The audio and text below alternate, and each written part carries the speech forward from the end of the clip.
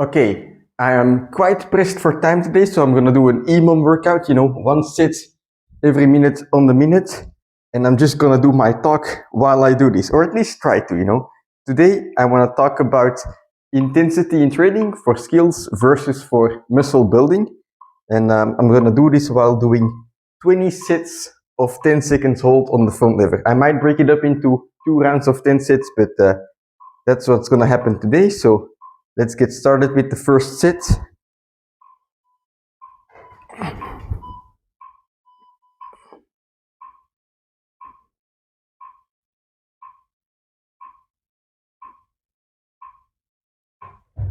All right, so that's 10 seconds.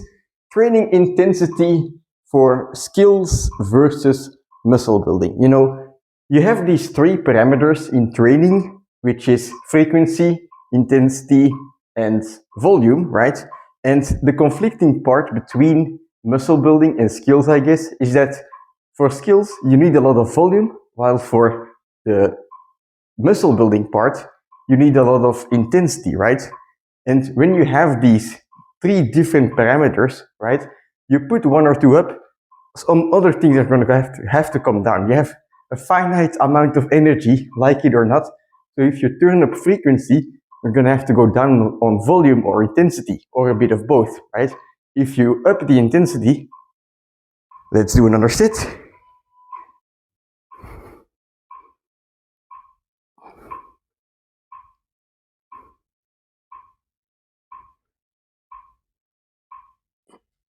All right, that's 10 seconds. If you up the intensity, your volume or your frequency is going to have to come down.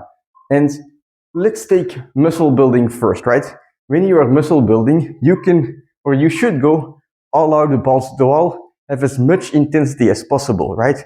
You can even go Mike Menzer style, do 1 set in your training. But as you see, or as you can derive from that, when you up the intensity all the way, your volume and frequency is going to come down. So Mike Menzer, great bodybuilder, he was advocating for natural guys to only do 1 set.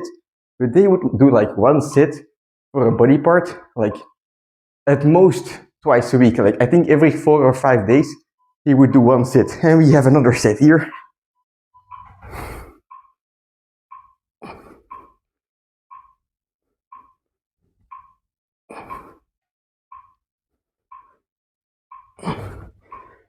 And okay, while the clients had great results, only doing 1 set, right? They are not gonna become peak strong like a power lifter or someone who's trains for skills, right? You can do like a bench press once a week, and of course you're gonna get stronger because your muscles are getting big, but you're not getting to a peak efficiency for the technique. And that's something that people training for skills need, right? So for skills, you need to train the skill over and over and over again so that you can learn the patterns in your head. And it kind of conflicts, right? Because if you want to do something over and over and over again, high frequency, high volume, the intensity is going down. And like these sets, right?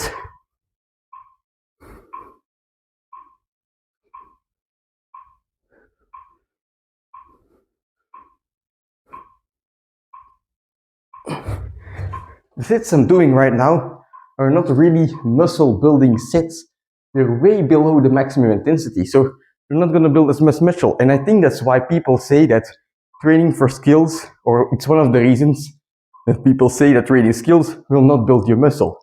But let's take a look at powerlifters, right? Powerlifters are like the skill training people of the gym world, let's say, right? They do bench, squat, and deadlift. And there are skinny powerlifters, there are fucking horses as well, right? Muscular, jacked, stacked, succulent, and dense powerlifters as well. Now, why is that? It's because, yes, they have to train for technique. Let's do another set.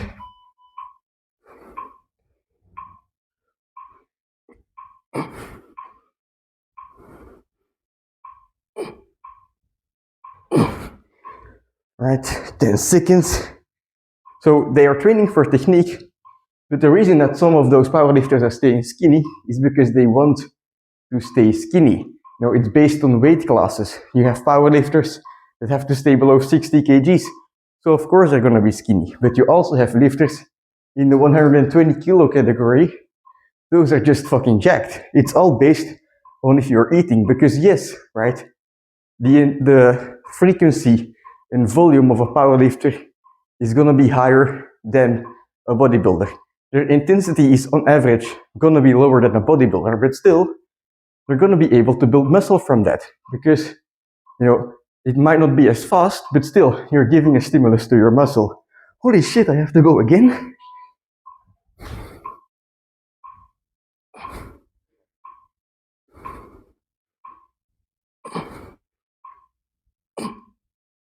All right. Whew. So they're still going to be able to build muscle, although not as efficiently as a power builder or a bodybuilder, right? But still, they're going to build muscle. And, you know, I think like when it comes to skills, you can still do intense stuff, right? Every now and then.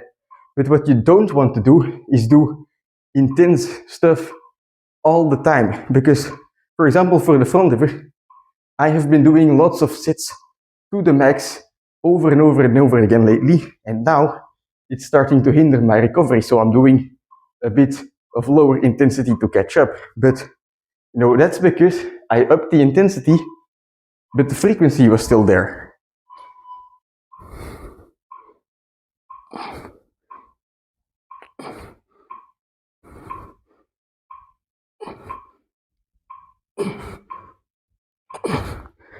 Right? The frequency was still there, the volume was still there, and in the end, I wasn't able to recover anymore.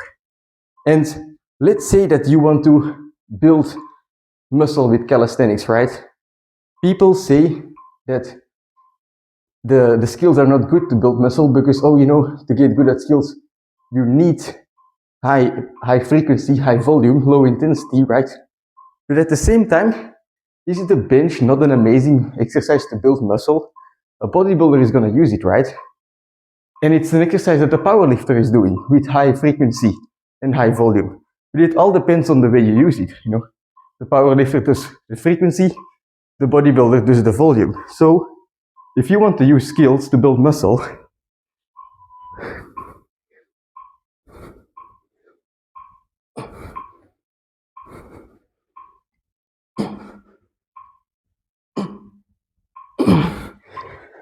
right? You want to build muscle with the skills, you can use the skills like a bodybuilder. And of course, you're not going to be as strong as Onizuka, right? You're not going to be top level in the world, but still, if you do like one max out set of front lever pull-ups once a week, or you do one set of max front lever presses once a week with like a hold in the end, crazy intensity, of course you're going to build muscle. And yes, you're not going to be as strong as the skill guys that you, like the skinny skill guys that you see online.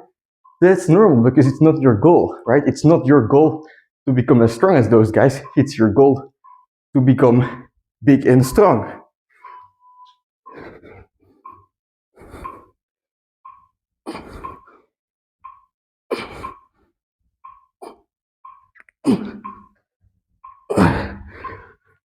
All right. I think that was set number 9. Let's do one more set and have a quick break. But yeah, you're not going to be as strong as the top skill guys, right? But it's like you can still use the skills which have, you know, they are super difficult to do. They will put high stress on your muscles. You can use them like a bodybuilder, like, you know, low sets, low frequency, high intensity, get somewhat strong, right? And build muscle with it. So if you're more like, if you're to compare to the gym, right? You have your powerlifters and you have your bodybuilders. Powerlifters are the skill guys, right? They want to just get as strong as possible on certain exercises.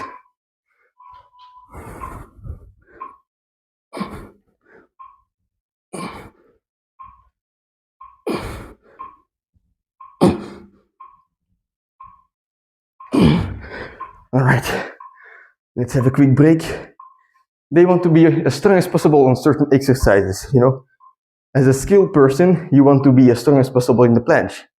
But you also have the bodybuilders. Their goal is not necessarily to be as strong as possible on an exercise. It's their goal to use that exercise to go to the maximum intensity and build muscle with it. And you can do the same with skills, right? You can use the planche, the front lever, right, as a bodybuilding exercise, up the intensity to the wazoo, right? Accept the fact that you're not going to be as strong as top level guys in tournaments, but still use it to build muscle, right? You can do this for the planche, the front lever, pistol squat, the Nordic roll, and so on. So that's kind of the difference, right? I'll see how I cut up this video to make it somewhat watchable, because I'm doing fucking front lever every minute. But yeah, that's kind of what I want to say regarding that topic, you know, intensity for skills versus bodybuilding. So let's catch our breath real quick and do a second round of EMOM. Ooh, pumped to shit though.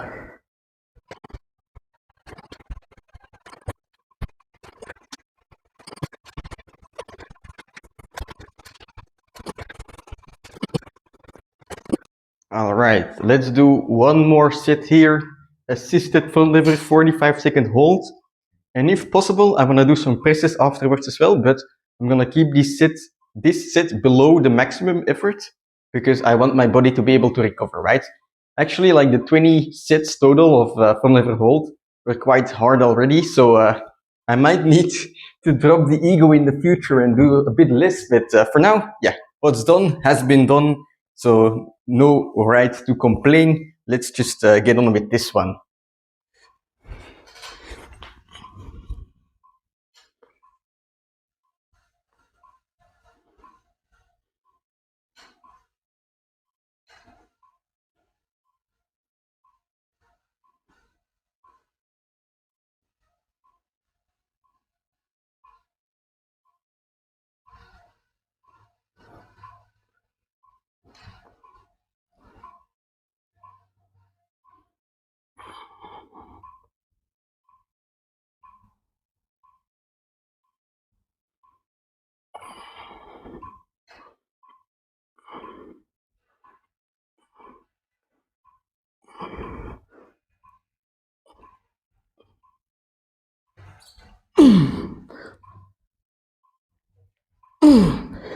All right.